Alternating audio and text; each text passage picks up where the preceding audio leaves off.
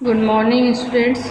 आज हम लोग इनकम टैक्स के अंतर्गत जो निवास स्थिति वाला चैप्टर पढ़ रहे थे, सेकंड चैप्टर, उसमें हम लोग आज पढ़ेंगे हिंदू अविभाजित परिवार की निवास स्थिति का निर्धारण। हिंदू अविभाजित परिवार के निवासी होने के लिए यह आवश्यक है कि कर्ता की निवास स्थिति किस प्रकार की थी। इसके लिए 3 शर्तों का होना आवश्यक है, जब भी हिंदू अविभाजित परिवार एक निवासी माना जाएगा।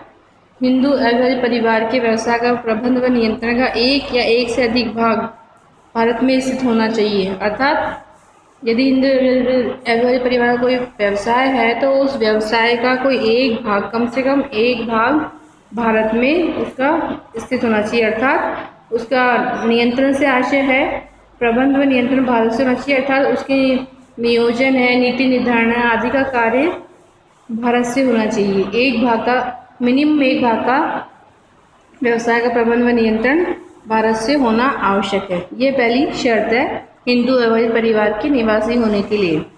दूसरी शर्त यह है कि हिंदू अविभाजित परिवार का जो कर्ता है वह गत वर्ष से तुरंत पूर्व के 10 वर्षों में कम से कम 2 वर्षों के लिए निवासी हो अथवा असाधारण निवासी व्यक्ति रहा हो। क्लियर है कि हिंदू अविभाजित परिवार के लिए कर्ता की जो निवास स्थिति है उसका निर्धारण होना बहुत आवश्यक है। वह कर्ता कितने साल निवासी के रूप में रहा है, इसके अंतर्गत यह है कि वह 10 वर्षों में से तुरंत पूर्व के 10 वर्षों में से कम 2 वर्ष के लिए निवासी अथवा असाधारण निवासी रहा हो।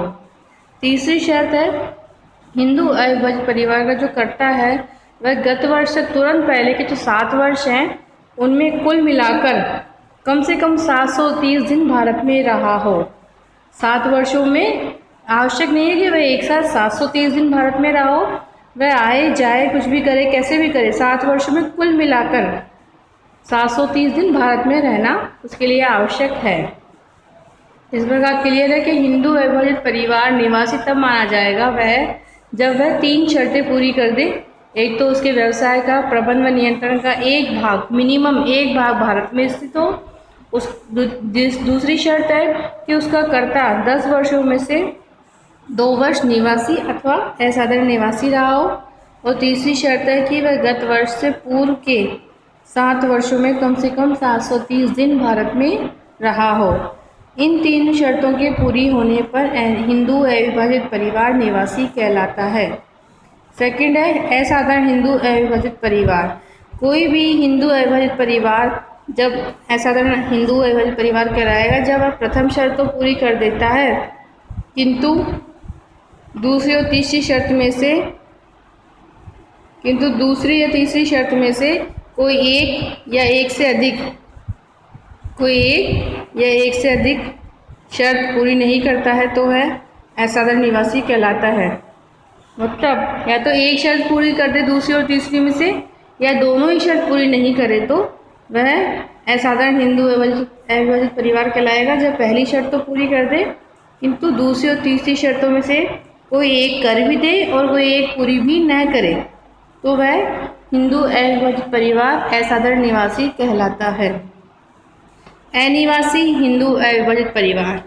जब कोई हिंदू अविभाजित परिवार प्रथम शर्त की पूर्ति ही नहीं करता है तो वह अनिवासी कहलाता है। अर्थात उसके व्यवसाय प्रबंध का पूर्णतः भारत के बाहर से अगर प्रबंध होता है तो वह अनिवासी कहलाता है।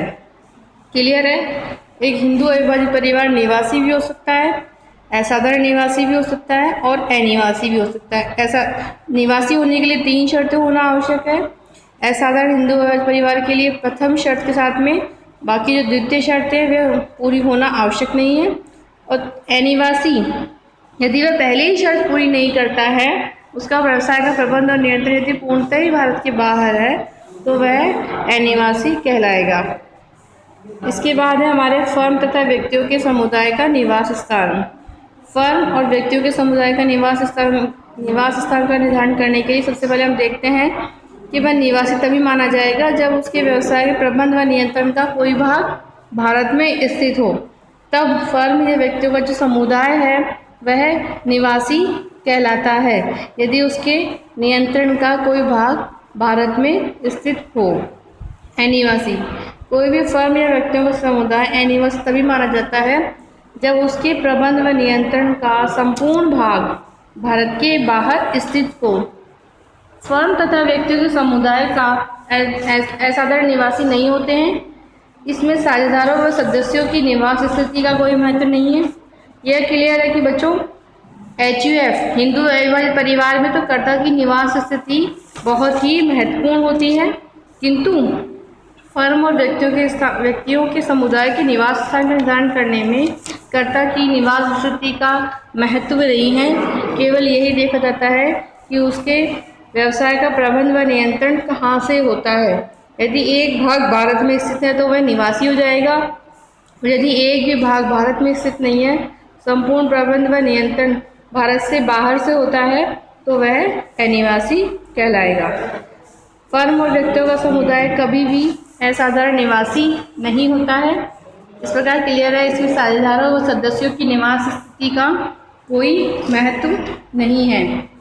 प्रबंध व नियंत्रण भारत में स्थित है तो वह जब माना जाता है जब वहाँ से उसकी व्यापार की नीति बनाई जाती है।